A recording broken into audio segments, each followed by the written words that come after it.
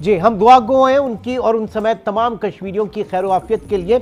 ये बताइएगा, 5 फरवरी तो हम मनाते हैं, ये 5 अगस्त 2019 के बाद से अब तक जो एब्रोगेट वहाँ पर हुआ, उन्होंने अपने ही कानून को ख़त्म किया और तशख़्ख़ुस जो है, एक जुदागाना जो हैसियत है इस मकबूज़ आबादी की, उसको रोंद डाला। तब से अब तक के जो हालात हैं, उन हालात को दुनिया क्यों नहीं देख रही? देखिए, हालात तो इतनी तेजी से बदल रहे हैं, जैसे स्पीड ऑफ लाइट पे, जिस स्पीड पे हिंदुस्तान वहाँ पे कत्लेआम कर रहा है 5 अगस्त के बाद, जो आर्टिकल 370 35A को किया है रिवर्स, इन्होंने एब्रोगेट किया है। फिर उसके बाद इन्होंने वहाँ पे 50 लाख इंडियंस को वहाँ की शहरियत दे दिया है, हमारे स्टेट सब्जेक्ट छीन लिए कश्मीरियों के, और जो राइट है उनका, हमारा प्रॉपर्टी का राइट, वो छीन लिया है।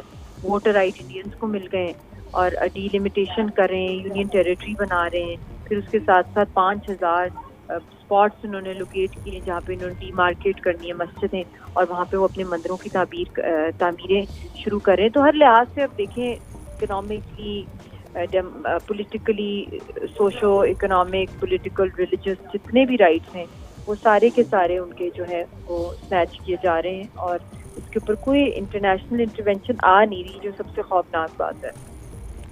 नहीं तो मतलब यही तो है, इसका हल क्या है? किस तरीके से एक इंटरनेशनल इंटरवेंशन किस तरीके से आएगी, किस लेवल पे आएगी? जब यूनाइटेड नेशंस कुछ नहीं कर पा रही है तो फिर क्या होगा?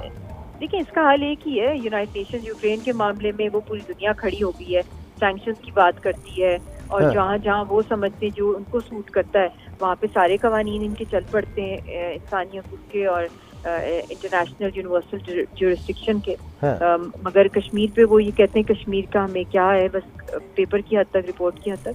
तो it's a nuclear ticking time bomb. इनको अपने लिए अगर कश्मीरियों का नहीं सोच रहे, तो इंडिया एक बड़ी मार्केट है, तो at least they should be concerned about global peace and securities, because that is linked to this nuclear ticking time bomb, जो थर्ड वर्ल्ड वॉर की तरफ मोदी की आरएसएस सरकार लेके जा रही है।